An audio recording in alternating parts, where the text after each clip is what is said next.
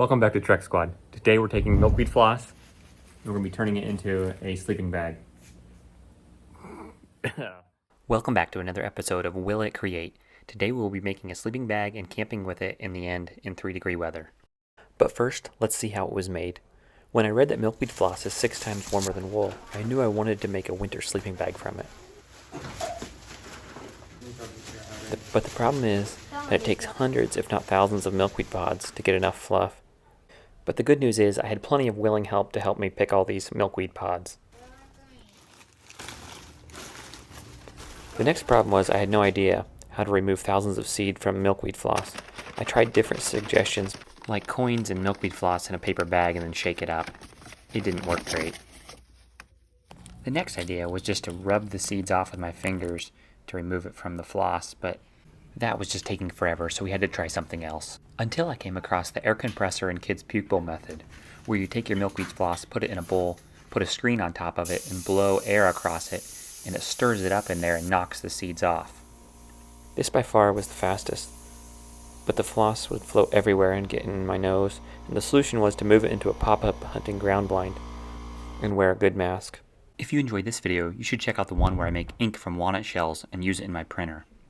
Let me know in the comments below what type of raw material you would like to see me use next to create with.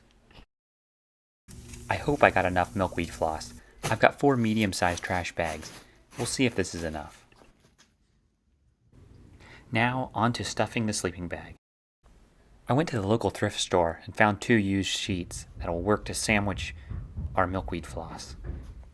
The problem is I'm no seamstress, but thanks to my wife, she helped me get the sewing machine going and showed me how to use it. It's actually kind of fun.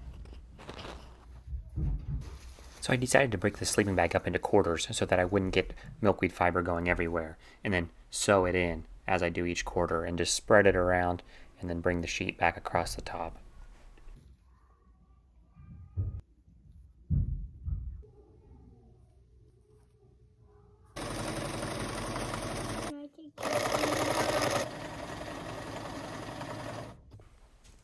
I would use a zigzag pattern on the edges once I spread out the milkweed fiber, and just repeated this process 4 times till I was all the way around.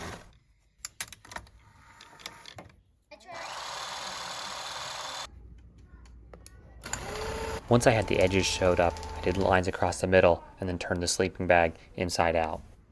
I was amazed at how soft the sleeping bag was. They say it's a good replacement for goose down, so it feels extremely soft and fluffy.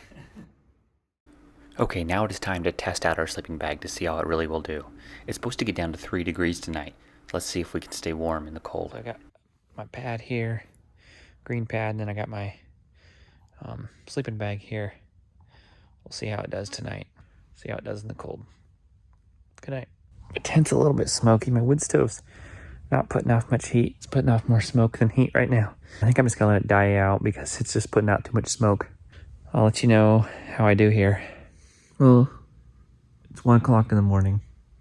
Just a little update. It's very cold out here, but this sleeping bag is doing pretty well.